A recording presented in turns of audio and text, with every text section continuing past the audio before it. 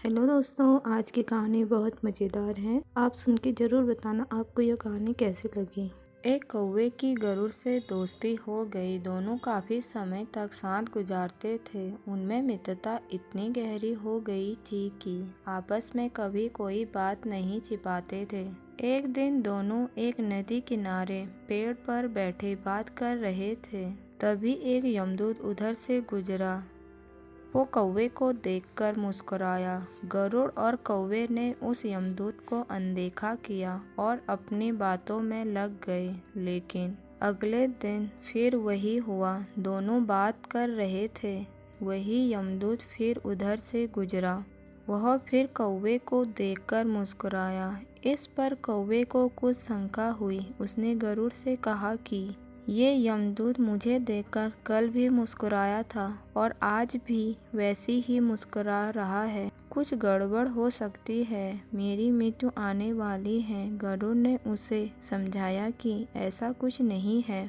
ये एक संयोग हो सकता है। तुम चिंता मत करो। 2 दिन और ऐसे ही रोज यमदूत कौवे को देखकर मुस्कुराता। अब तो कौवे को यकीन हो गया कि निश्चय ही मेरी मौत नज़दीक है। लेकिन उसने गरुड़ से कहा कि मित्र, मैं मरना नहीं चाहता, लेकिन ये यमदूत जरूर 1-2 दिन में मेरे प्राण निकाल लेगा।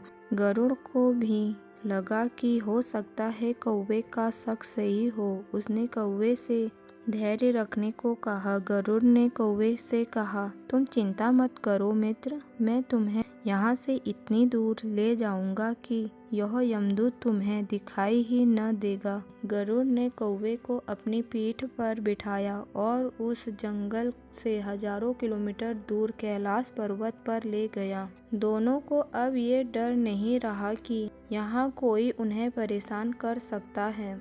लेकिन वे जैसे ही कैलाश पर्वत पर पहुँचे, एक गुफा पर पहुँचे, वहाँ तो यमदूत पहले से ही मौजूद था। उसने कौवे को देखते ही उस पर पासा फेंककर उसके प्राण निकाल लिए। गरुड़ देखता रह गया। उसने यमदूत से पूछा, तुमने इसे मारा क्यों? यमदूत ने कहा कि इसकी मौत इसी समय लिखी थी, इसलिए इसके प्राण निकाल लिए। गरुड़ ने पूछा, तो फिर तुम इसे देखकर उस जंगल में मुस्कुराए क्यों थे? इसे मारना ही था तो वहीं मार देते।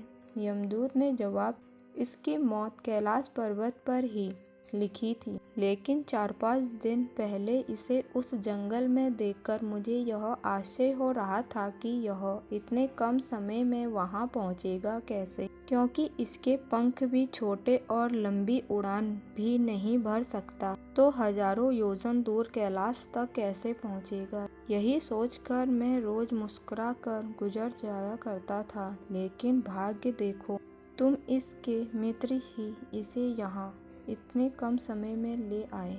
Thank you for watching.